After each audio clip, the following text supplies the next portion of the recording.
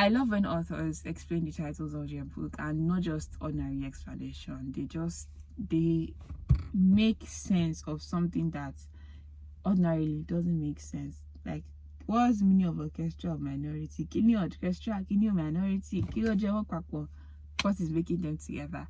And in Orchestra of Minorities, Chigozie Obioma does that flawlessly. Hi, I'm Roving. Welcome to Roving True Books, and today I will be discussing An Orchestra of Minorities by Chigozie Obioma. I would like to say first that Chigozie has mastered the act of writing tragedy. And for someone who used to think that we do not have enough tragedy, I really love Chigozie Obioma's works.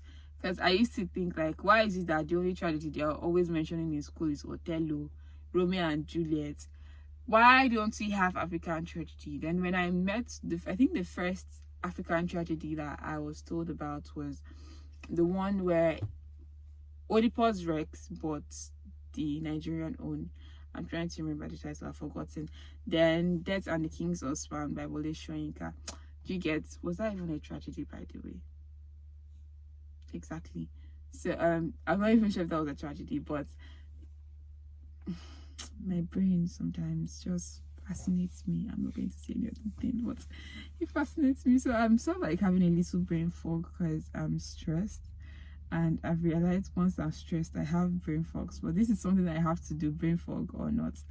So yeah, let's get back to An Orchestra of Minorities. When I read of This Our Country, there was a part where Chigozie Obioma was talking about someone who had suffered a similar fate to Nonso.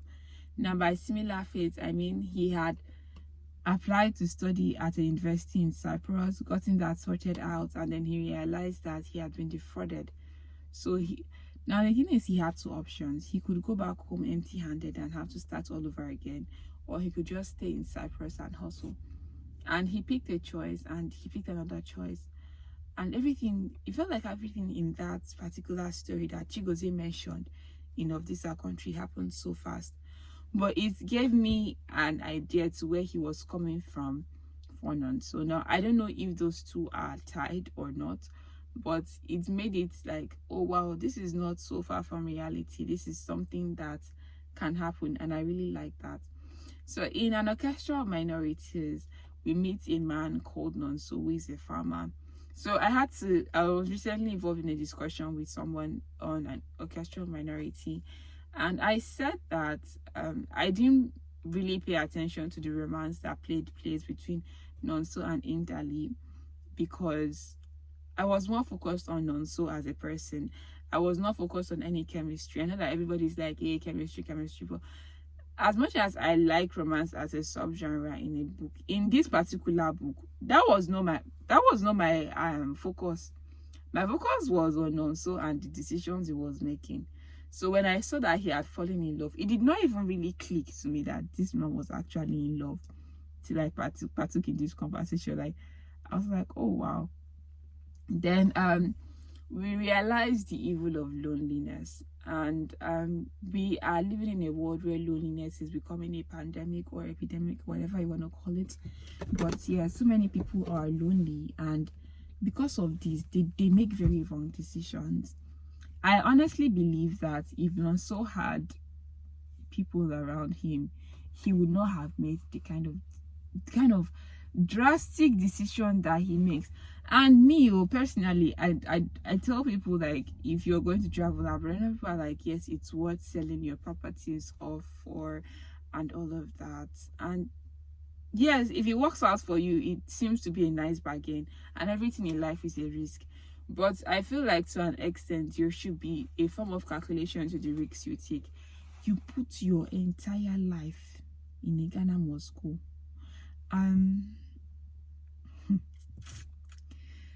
I don't know, maybe it's because I think sometimes when you are on ground zero, it is so very difficult to start back from ground zero.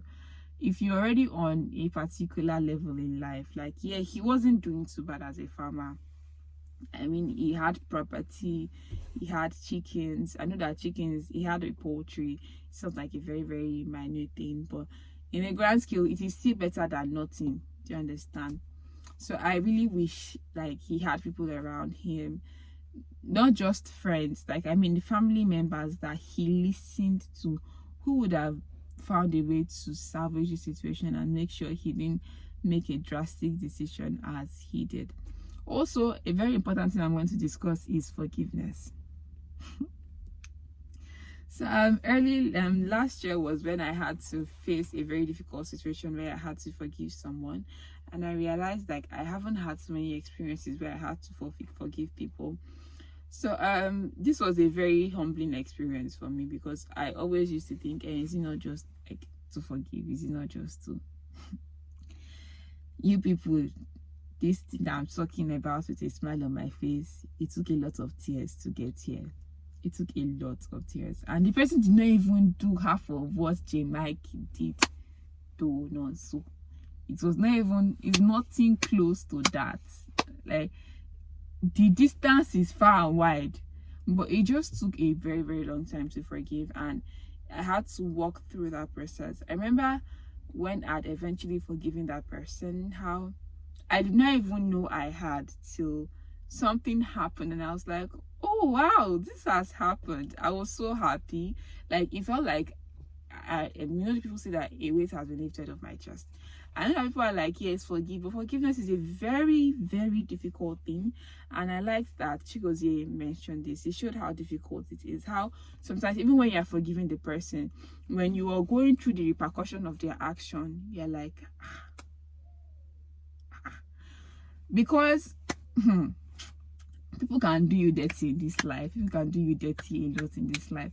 But when you're suffering from the repercussions of your actions, even after forgiveness, my advice is, if it is something you can do something about it, like if it is an effect you can reduce it. But if it's something that you know that you have to live with, you have to come to a place where when you're going through that particular repercussion, you zero your mind from the cause. Because if you keep on thinking that this is the person that puts me in this shoe, it will be very hard to continue forgiving. Because the thing is, when you remember those things, in as much as you have done the grand forgiveness, there's the little forgivenesses that comes after. I know forgivenesses is not a word, pardon me, but I'm trying to explain. There's the little, because when you remember, oh, this person did this, and you're like in that particular situation because of that person.